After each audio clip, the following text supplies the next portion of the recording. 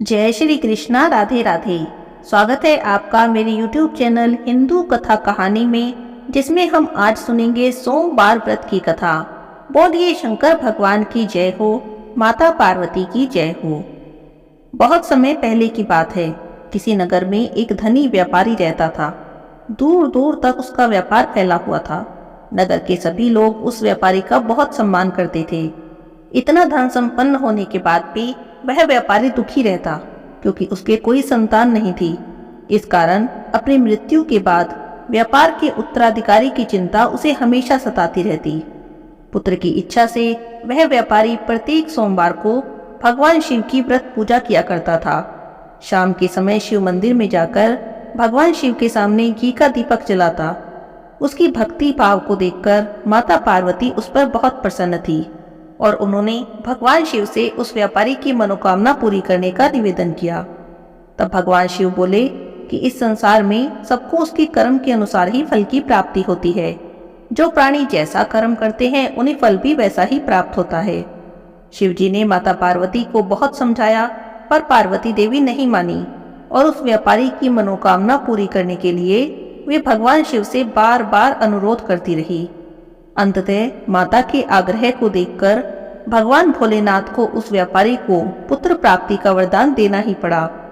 वरदान देने के बाद भगवान शिव ने माता पार्वती से कहा, हे देवी, आपके कहने पर मैंने इसे पुत्र प्राप्ति का वरदान तो दे दिया है, परंतु इसका यह पुत्र 16 वर्ष से अधिक समय तक जीवित नहीं रहेगा। इससे अधिक मैं इसके लिए कुछ नहीं कर सकता। उसी रात भगवान शिव उस व्यापारी के सपने में आए और उसे पुत्र प्राप्ति का वरदान दिया और उसके पुत्र के 16 वर्ष की आयु की बात भी बता दी। इस तरह की बातें सुनकर व्यापारी को ना तो खुशी हुई और ना ही दुख हुआ। वह पहले की तरह ही सोमवार के दिन भगवान शिव का विधिवत पूजन और व्रत करता रहा।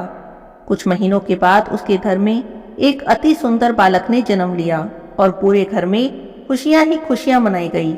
बड़े धूमधाम से पुत्र जन्म का समारोह मनाया गया, परंतु उस व्यापारी को तो पुत्र के जन्म से अधिक खुशी नहीं हुई थी, क्योंकि उसे पता था उसका पुत्र 16 वर्ष की आयु के बाद मृत्यु को प्राप्त हो जाएगा। जब वह पुत्र 12 वर्ष का हो गया, तब उसकी माँ ने कहा कि हमें अपने बेटे का विवाह कर देना चाहिए। लेकिन व्यापारी बोला कि मैं अभी इसका विवाह नहीं करूंगा, अभी तो मैं इसे काशी पढ़ने भेजूंगा। तब उस व्यापारी ने उस बालक के मामा को बुलाया और उन्हें कुछ पैसे देकर बालक के साथ काशी जाने का आदेश दिया। व्यापारी ने मामा भांजे से कहा कि काशी जाते समय रास्ते में यज्ञ करते हुए और ब्राह्मणों को भोजन कराते हुए जाना। दोनों मामा भांजों ने ऐसा ही किया। काशी जाते समय जिस रास्ते से मामा भांजे जा रहे थे, तो उसका राजा अपनी पुत्री का विवाह एक ऐसे राजकुमार से करवा रहा था जो एक आंख से काना था, और दूल्हे का पिता इस बात से चिंतित था कि अगर दुल्हन पक्ष को इस बात का पता चल गया तो राजकुमारी विवाह के लिए मना कर देगी। जब उन्होंने अति सुंदर व्यापारी के पुत्र को देखा, तो उसने सोचा कि मैं अपने बच्चे के स्थान पर तोरण के समय इस बालक को बैठा दूंगा और दुल्हन पक्ष वालों को पता भी नहीं चलेगा। दूल्हे के पिता ने व्यापारी के पुत्र को इस बात के लिए राजी कर लिया और वह बालक भी राजी हो गया। इस तरह उस बालक ने दूल्हे के कपड़े पहन लिए और घोड़ी पर चढ़कर तोरण की रस्म को पूरा किया। तोरण के बाद जब फेरों की बारी आई, तो दूल्हे के पिता ने फिर से व्यापारी के पुत्र से कहा कि वह ही दुल्हन के साथ फेरे भी ले ले। विवाह अच्छे से संपन्न हो जाएगा और उसकी बात भी रह जाएगी। मामा भांजे राजी हो गए। अब सारा विवाह समारोह निपट गया। शादी संपन्न होने के बाद मामा भांजी काशी के लिए प्रस्थान करने लगे, तो व्यापारी के पुत्र के मन में बड़ा ही पछतावा हुआ। उसे लगा कि उसने धोखा किया है। तब उसने दुल्हन के कपड़ों पर लिख दिया कि तुम्हारी शादी मुझसे हुई है, लेकिन जिसके साथ तुम्हें विदा किया जाएगा वह एक आंख से काना है और मैं काशी पढ़ने जा रहा हूँ। जब राजकुमारी ने इस लिखी बात को पढ़ा, तो उसने तो राजकुमार के साथ जाने से मना कर दिया और अपने पिता से कहा कि यह मेरा पति नहीं है, मेरे पति तो शिक्षा ग्रहण करने काशी गए हैं। यह बात फैल गई। मजबूरी में दूल्हे के पिता ने सारी बात बता दी। दुल्हन के पिता ने बेटी को विदा करने से इनकार कर दिया। इधर मामा भांजे दोनों काशी पहुंच गए और वहां जाकर बालक शिक्षा ग्रहण करने लगा और मामा यज्ञ करने लगे। जब व्यापारी का पुत्र 16 साल का हो गया, तब एक दिन उसने अपने मामा से कहा कि मेरी तबीयत ठीक नहीं है और मैं अंदर सोने जा रहा हूँ। व्यापारी का पुत्र अंदर सोने गया तो वहीं पर उसकी मृत्यु हो गई। कुछ देर बाद जब मामा अंदर गया तो उसने देखा कि बालक तो मरा पड़ा है। वह बहुत दुखी हुआ, पर वह रोया नहीं, क्योंकि उस समय यज्ञ चल रहा था। इसीलिए मामा ने वापस आकर यज्ञ करने के बाद, यज्ञ संपन्न करने के बाद, ब्राह्मणों को भोजन कराने के बाद अपने मरे हुए भांजे को देखकर रोना पीटना शुरू कर दिया। उसी समय संयोग से उस मार्ग से शिव पार्वती जा रहे थे।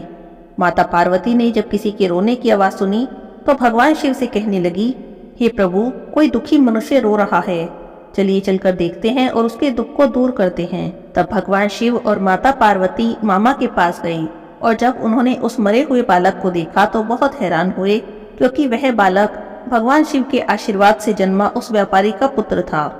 तब माता पार्वती ने कहा, हे नाथ, ये तो वही व्यापारी का पुत्र है जिसे आपने केवल 16 साल तक जीने का वरदान दिया था, इसीलिए अब इसकी मृत्यु हो गई है।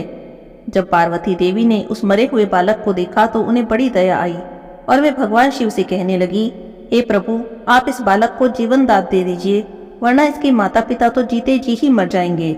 माता पार्वती ने जब बार बार आग्रह किया तब भगवान शिव ने उनकी बात मान ली और उस बालक को जीवन दान दे दिया। व्यापारी का पुत्र जीवित हो गया। दोनों मामा भांजे अपने घर की तरफ चले। रास्ते में व्यापारी का पुत्र उसी नगर से गुजरा जहाँ पर उसका विवाह हुआ था। वहां आकर उन दोनों ने यज्ञ रचाया। तब दुल्हन के पिता ने उस बालक को पहचान लिया और मामा भांजे को लेकर महल में आ गए। दुल्हन के पिता ने एक समारोह किया और अपनी पुत्री को व्यापारी के पुत्र के साथ विदा कर दिया।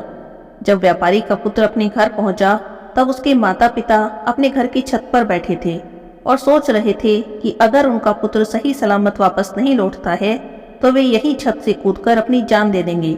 इसी समय मामा आते हैं और कहते हैं कि उनका पुत्र जीवित और विवाह करके अपनी पत्नी के साथ और बहुत सारा धन और बहुत सारे दास दासियों के साथ वापस आ रहा है।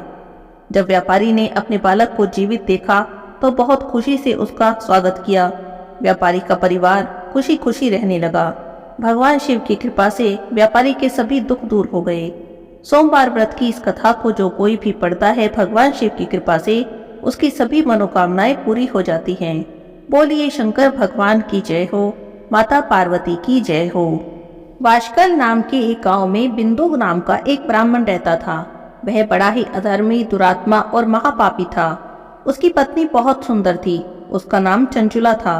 वह सदा उत्तम धर्म का पालन करती थी, परंतु बिंदु वैश्यगामी था।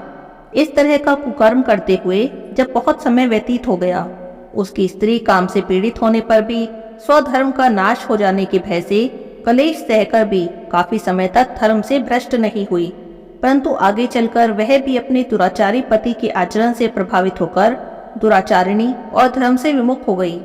इस तरह से दुराचार में डूबे उन पति पत्नी का बहुत सा समय व्यर्थ बीत गया। वैश्यागामी दूषित बुद्धि वाला वह दुष्ट ब्राह्मण बिंदु समय अनुसार मृत्यु को प्राप्त होकर नरक में चला गया। बहुत दिनों तक नरक के दुखों को भोगकर वह मूढ़ बुद्धि पापी विंध्य पर्वत पर भयंकर पिशाच हुआ। इधर उस दुराचारी बिंदु के मर जाने पर वह चंचुला नाम की स्त्री बहुत समय तक अपने पुत्रों के साथ घर में रहती रही। पति की मृत्यु के बाद वह अपने धर्म से गिरकर पर पुरुषों से संग करने लगी। सतिया विपत्ति में भी अपने धर्म का पालन करना नहीं छोड़ती। यही तो तप है। तप कठिन तो होता है, लेकिन इसका फल बहुत मीठा होता है। विषयी इस सत्य को नहीं जानता, इसीलिए विषयों के विष फल का स्वाद लेते करता है। एक दिन देव योग से किसी पुण्य पर्व के आने पर वह अपने भाई बंधुओं के साथ गोकर्ण क्षेत्र में गई। उसने तीर्थ के जल में स्नान किया और बंधुजनों के साथ इधर उधर घूमने लगी। घूमते घूमते वह एक देव मंदिर में गई। वहां उसने एक ब्राह्मण के मुख से भगवान शिव की परम पवित्र और मंगलमयी कथा सुनी। कथावाचक ब्राह्मण कह रहे थे कि जो स्त्रियां व्यभिचार करती हैं, वे मरने के बाद जब यमलोक जाती हैं, तब यमराज के दूत उन्हें तरह तरह से यंत्रणा देते हैं। वे उनके कामंगों को तप्त लोहे के दंडों से दागते हैं, तप्त लोहे के पुरुष से उसका संसर्ग कराते हैं। ये सारे दंड इतनी वेदना देने वाले होते हैं कि जीव पुकार पुकार कर कहता है कि अब ऐसा नहीं करूंगा, लेकिन यमदूत उसे नहीं छोड़ते। कर्मों का फल तो सभी को भोगना पड़ता है। देव ऋषि मनुष्य इससे सभी बंधे हुए हैं। ब्राह्मण के मुख से यह वैराग्य बढ़ाने वाली कथा सुनकर चंचुला भय से व्याकुल हो गई। कथा समाप्त होने पर सभी लोग तो वहां से चले गए और कथा बाँचने वाले ब्राह्मण देवता से तब चंचुला ने कहा, हे ब्राह्मण, धर्म को न जानने के कारण मेरे द्वारा बड़ा दुराचार हुआ है। हे स्वामी, मेरे ऊपर कृपा करके मेरा उद्धार कीजिए। आपके प्रवचन को सुनकर मुझे इस संसार से वैराग्य हो गया। मुझ मूढ़ चित्त वाली पापिन को धिक्कार है। मैं निंदा के योग्य हूँ। मैं बुरे विषयों में फंसकर अपने धर्म से विमुख हो गई थी। कौन मुझ कुमार्ग में मन लगाने वाली पापनी का साथ देगा? जब यमदूत मेरे गले में फंदा डालकर मुझे बांधकर ले जाएंगे और नरक में मेरे शरीर के टुकड़े करेंगे, तब मैं कैसे उन महायातनाओं को सहन कर पाऊंगी? मैं तो सब प्रकार से नष्ट हो गई हूँ, क्योंकि मैं हर तरह के पाप में डूबी हूँ। हे ब्राह्मण, आप मेरे गुरु हैं, आप ही मेरे माता पिता हैं। मैं आपकी शरण में आई हूँ। मुझ अबला का अब आप ही उद्धार करें। सूत जी कहते हैं कि हे शौनक जी, इस तरह विलाप करती हुई चंचुला ब्राह्मण देवता के चरणों में गिर गई। तब ब्राह्मण ने उसे उठाया और कहा, हे देवी, तुम सौभाग्यशालिनी हो जो भगवान शंकर की कृपा से तुमने वैराग्यपूर्ण शिव पुराण की कथा सुनकर समय से अपनी गलती का एहसास कर लिया। अब तुम डरो मत, भगवान शिव की शरण में जाओ। उनकी परम कृपा से तुम्हारे सभी पाप नष्ट हो जाएंगे। मैं तुम्हें भगवान शिव की कथा सहित वह मार्ग भी बताऊंगा जिसके द्वारा तुम्हें सुख देने वाली उत्तम गति प्राप्त होगी। शिव कथा सुनने से तुम्हारी बुद्धि शुद्ध हो गई है और तुम्हें पश्चाताप हुआ, मन में वैराग्य उत्पन्न हुआ। पश्चाताप ही पाप करने वाले पापियों के लिए सबसे बड़ा प्रायश्चित है। पश्चाताप ही पापों का शोधक है। इससे पापों की शुद्धि हो जाती है। सत्पुरुषों के अनुसार पापों की शुद्धि के लिए प्रायश्चित पश्चाताप से ही संपन्न होता है। जो मनुष्य अपने कुकर्म के लिए पश्चाताप नहीं करता वह उत्तम गति प्राप्त नहीं करता, परंतु जिसने अपने कुकृत्य पर हार्दिक पश्चाताप कर लिया वह अवश्य ही उत्तम गति का भागीदार होता है। इसमें जरा भी संशय नहीं है। शिव पुराण की कथा सुनने से चित्त की शुद्धि और मन निर्मल हो जाता है। शुद्ध चित्त में ही भगवान शिव और माता पार्वती का वास होता है। वह शुद्ध आत्मा पुरुष सदा शिव के पद को प्राप्त होता है। इस कथा का श्रवण सभी मनुष्यों के लिए कल्याणकारी है, अतः इसकी आराधना और सेवा करनी चाहिए। यह कथा भवबंधन रूपी रोग का नाश करने वाली है। भगवान शिव की कथा सुनकर हृदय में उसका मनन करना चाहिए। इससे चित्त की शुद्धि होती है। इतना कहकर ब्राह्मण चुप हो गए। उनका हृदय करुणा से भर गया। वे ध्यान में मग्न हो गए। ब्राह्मण का उपदेश सुनकर चंचुला के नेत्रों में आनंद के आंसू आ गए। वह हर्ष भरे हृदय से ब्राह्मण देवता के चरणों में गिर गई और हाथ जोड़कर बोली, मैं तो कृतार्थ हो गई। हे ब्राह्मण, हे शिव भक्तों में श्रेष्ठ स्वामिन, आप धन्य हैं। आप परमार्थदर्शी हैं और सदा ही परोपकार में लगे रहते हैं। हे साधो, मैं नरक के समुद्र में गिर रही हूँ। कृपा करके मेरा उद्धार कीजिए। जिस पौराणिक और अमृत के समान सुंदर शिव पुराण की कथा की बात आपने कही, उसे सुनकर मेरे मन में वैराग्य उत्पन्न हुआ है। उस अमृतमय शिव पुराण की कथा को सुनने के लिए मेरे मन में बड़ी श्रद्धा हो रही है। कृपा कर आप मुझे वह कथा सुनाइए। सूत जी कहते हैं, शिव पुराण की कथा सुनने की इच्छा मन में लिए चंचुला उन ब्राह्मण देवता की सेवा में वही रहने लगी। उस गोकर्ण नाम के महाक्षेत्र में उन ब्राह्मण देवता के मुख से चंचुला ने शिव पुराण की भक्ति, ज्ञान और वैराग्य बढ़ाने वाली और मुक्ति देने वाली परम उत्तम कथा को सुना, जिसे सुनकर वह कृतार्थ हो गई। उसका चित्त शुद्ध हो गया। वह अपने हृदय में भगवान शिव के सगुण रूप का चिंतन करने लगी। वह सदैव शिव के सच्चिदानंदमय स्वरूप का स्मरण करती थी। अपना समय पूरा होने के बाद चंचुला ने बिना किसी कष्ट के अपने शरीर को त्याग दिया। उसे लेने के लिए एक दिव्य विमान वहां पहुंचा। वह विमान शोभा साधनों से सजा था, शिव गणों से सुशोभित था। चंचुला विमान से शिवपुरी में गई। उसके सारे पाप नष्ट हो गए थे। वह दिव्यांगना हो गई थी। वह गौरांगी देवी मस्तक पर अर्धचंद्र का मुकुट और अन्य दिव्य आभूषण पहने शिवपुरी में पहुंची। वहां उसने सनातन देवता त्रिनेत्रधारी भगवान महादेव को देखा। सभी देवता उनकी सेवा में भक्ति भाव से उपस्थित थे। उनके अंगों की कांति करोड़ों सूर्यों के समान प्रकाशित हो रही थी। 5 मुख, हर मुख में 3-3 नेत्र थे। मस्तक पर अर्धचंद्र का मुकुट शोभायमान हो रहा था। कंठ में नील चिन्ह था। उनके साथ में देवी गौरी भी विराजमान थी, जो विद्युत पुंज के समान प्रकाशित हो रही थी। महादेव जी की कांति कर्पूर के समान गौर थी। उनके शरीर पर श्वेत वस्त्र थे। श्वेत भस्म से उनका शरीर युक्त था। इस तरह से भगवान शिव के परम उज्जवल रूप के दर्शन करके चंचुला बहुत प्रसन्न हुई। उसने भगवान को बारंबार प्रणाम किया और हाथ जोड़कर आनंद और संतोष से युक्त होकर विनीत भाव से खड़ी हो गई। उसके नेत्रों से आनंद अश्रों की धारा बहने लगी। भगवान शंकर और भगवती गौरी उमा ने करुणा के साथ सौम्य दृष्टि से देखकर चंचुला को अपने पास बुलाया। गौरी उमा ने उन्हें प्रेम पूर्वक अपनी सखी बना लिया। चंचुला सुखपूर्वक भगवान शिव के धाम में उमा देवी की सखी के रूप में निवास करने लगी। सूत जी कहते हैं, हे ऋषियों, एक दिन चंचुला आनंद में मग्न उमा देवी के पास गई और दोनों हाथ जोड़कर उनकी स्तुति करने लगी। चंचुला ने कहा, हे गिरिजानंदिनी, हे स्कंद माता उमा, आप सभी मनुष्यों और देवताओं के द्वारा पूज्य हैं और समस्त सुखों को देने वाली हैं। आप शंभु प्रिया हैं, आप ही सगुना और निर्गुणा हैं। हे सच्चिदानंद स्वरूपनी, आप ही प्रकृति की पोषक हैं।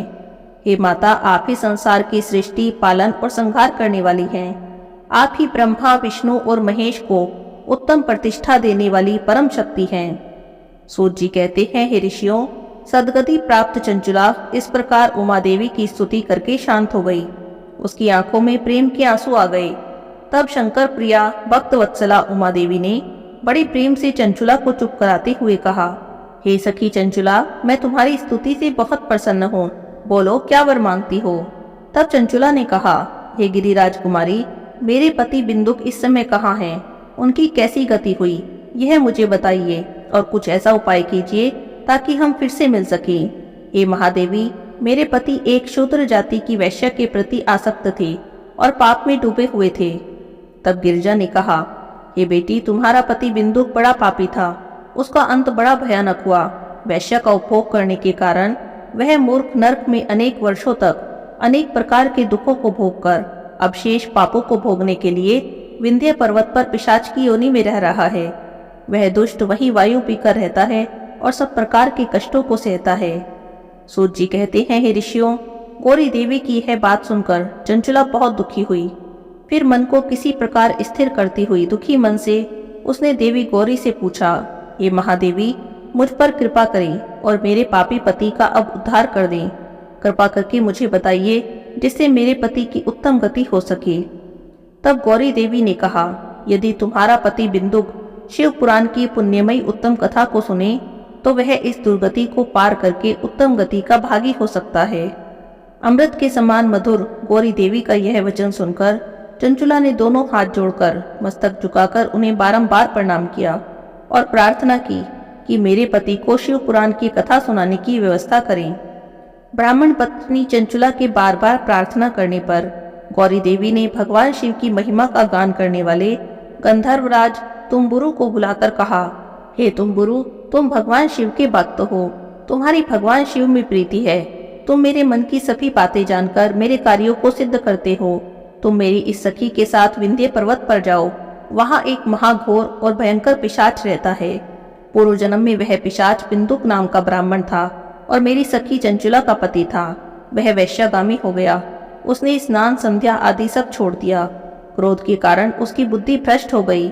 दुर्जनों से उसकी मित्रता हो गई और सज्जनों से द्वेष पड़ गया। वह अस्त्र शस्त्र से हिंसा करता, लोगों को सताता, उनके घरों में आग लगा देता, चांडालों से दोस्ती करता और रोज वैश्या के पास जाता। पत्नी को त्याग कर दुष्ट लोगों से दोस्ती करता और उन्हीं के संपर्क में रहता। वह मृत्यु तक दुराचार में फंसा रहा। मृत्यु के बाद उसे पापियों के भोग स्थान यमपुर में ले जाया गया।